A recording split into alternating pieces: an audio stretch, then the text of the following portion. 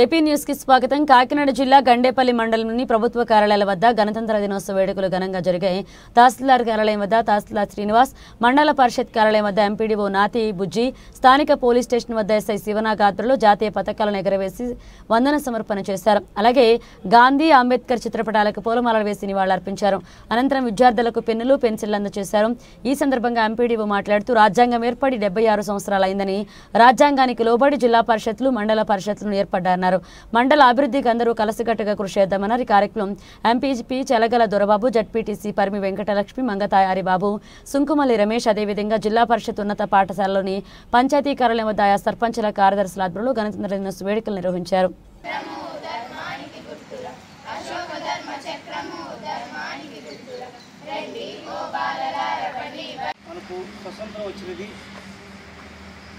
కానీ పూర్తి హక్కులతో మనకు ఈ 76వ రిపబ్లిక్ డే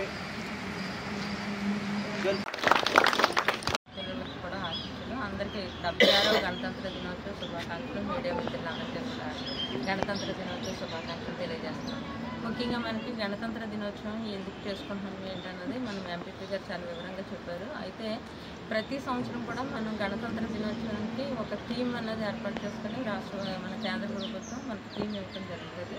దాంట్లో భాగంగా ఈ సంవత్సరం మనకి గణతంత్ర దినోత్సవ థీమ్ ఏంటంటే స్వర్ణ భారత్, అలాగే వికసిత భారత్. అంటే విరాసత్ ఆర్ వికసిత్ అంటే మనకి భారతదేశం స్వర్ణ భారతదేశంగా ఉండాలి. అలాగే మన వారసత్వ సంపద, మన సంస్కృతి సంప్రదాయాలు ఏవైతే ఉన్నాయో వాటిని మనం కాపాడుకుంటూ, మన వారసత్వ సంపదను కాపాడుకుంటూ దేశాన్ని అభివృద్ధి పథంలో తీసుకెళ్లాలన్నది మన కేంద్ర ప్రభుత్వం. అలాగే ముందుకు తీసుకెళ్ళడం కోసం ఎలాగో మనది కూడా మండల పరిషత్ అభివృద్ధి, ఈ అభివృద్ధిలో మనందరం భాగస్వాములు కావాలి. ముఖ్యంగా ఏంటంటే ఈ రాజ్యాంగం మనకి బాబాసాహెబ్ అంబేద్కర్ గారు డ్రాఫ్టింగ్ కమిటీ చైర్మన్గా, అలాగే బాబు రాజేంద్ర ప్రసాద్ గారు మనకి రాజ్యాంగ పరిషత్ చైర్మన్గా, ఇద్దరు కూడా చాలా చక్కగా రాజ్యాంగాన్ని 76 సంవత్సరాల పాటు మనం ఈ రాజ్యాంగాన్ని అమలు చేసుకుంటూ దేశాన్ని అభివృద్ధి పదంలో తీసుకెళ్తున్నామంటే పెద్దలు, మహానుభావులు వాళ్ళందరూ కూడా కష్టపడి రాసిన రాజ్యాంగాన్ని మనం ఎప్పుడు కూడా గౌరవించుకుంటూ రాజ్యాంగానికి లోబడి మనం ఈ అభివృద్ధి కార్యక్రమాలను చేయాలి. మన మండల పరిషత్తులు కానీ, గ్రామ పంచాయతీలు కానీ, 3-tier సిస్టమ్